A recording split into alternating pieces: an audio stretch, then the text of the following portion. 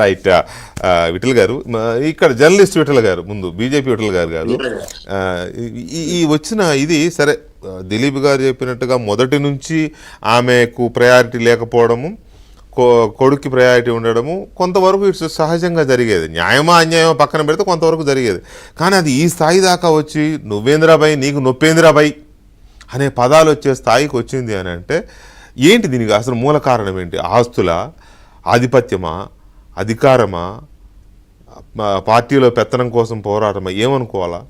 అంటే ముందుగా వెంకటకృష్ణ గారికి నమస్కారము. మా తోటి మిత్రులు సారు దిలీప్ సారు, విట్లన్న, అందరూ కూడా.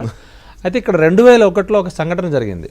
అంటే వీళ్ళు కొంచెం లేట్గా వచ్చుంటారు, అప్పుడు నేను స్టూడెంట్ లీడర్గా ఉండే. అసలు ఆయన పార్టీ పెట్టాలా వద్దా అనే దశ నుంచి కేసీఆర్ తోటి 2001లో మే 17 సింహగర్జన, ఏప్రిల్ 26వ తారీఖు లెటర్ రాశారు. మధుసూనాచార్య గారు డ్రాఫ్టింగ్ చేశారు. ఏప్రిల్ 27 మన జలదృశ్యంలో కేసీఆర్ గారు ఆ లెటర్ ఫస్ట్ టీడీపీ ప్రాథమిక సభ్యత్వానికి రిజైన్ చేస్తున్నాను ఇస్తారు కేసీఆర్. రెండో లెటరు డిప్యూటీ స్పీకర్ పదవికి రాజీనామా చేస్తున్నా అంటారు. మూడో లెటరు ఎమ్మెల్యే పదవికి సిద్దిపేట రాజీనామా చేస్తున్నారు. ఆ తీసుకున్న వ్యక్తి మా ఫ్రెండే. అయిపోయినాక మీడియా వాళ్ళంతా ఎగబడ్డారు ఆ లెటర్స్ ఏమున్నాయి అందిస్తే. ఆ పర్మిషన్ తీసుకొచ్చింది పృథ్వీరాజ్ యాదవ్, క్యాంపస్ నుంచి స్టూడెంట్స్ ని తీసుకొచ్చింది నేను. పృథ్వీ ఏమో మొత్తం పర్మిషన్ తీసుకొచ్చాడు, పృథ్వీరాజ్ యాదవ్ గారు. అంతకుముందు వేరే వాళ్ళు వెళ్తే రాలేదు.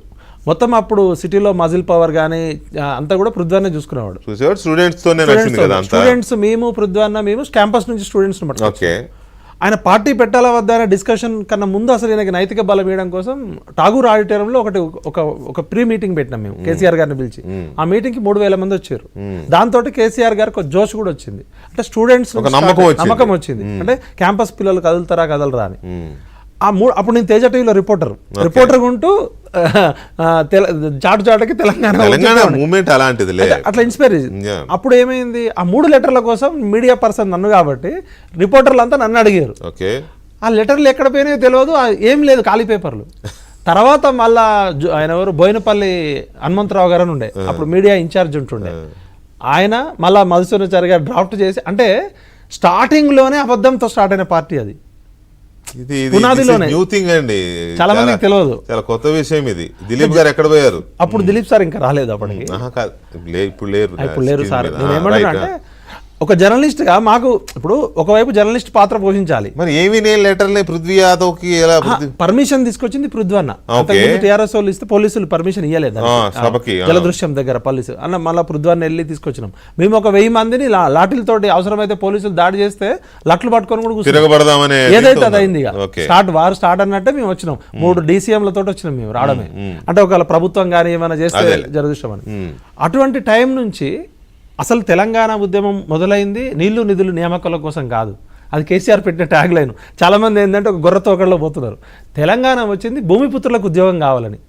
తెలంగాణ వచ్చింది ప్రత్యేక రాష్ట్రం 1952 స్థానికులు నాన్ ముల్కీ గో బ్యాక్, భూమిపుత్రులకు ఉద్యోగాలు కావాలని.